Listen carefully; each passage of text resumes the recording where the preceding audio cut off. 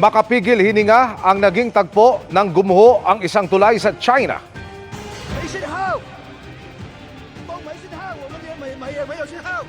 Bumitin kasi ang unahan ng truck na ito sa dulo ng gumuhong parte ng tulay. Kita rin sa video kung gaano kataas ang pinagbagsakan ng tulay. Nasa truck ang driver na inabisuhang maghintay ng mga rescuer. Tagumpay naman siyang nailigtas ayon sa mga otoridad. Gumuho ang tulay dahil sa landslide na bunsod ng malakas na ulan.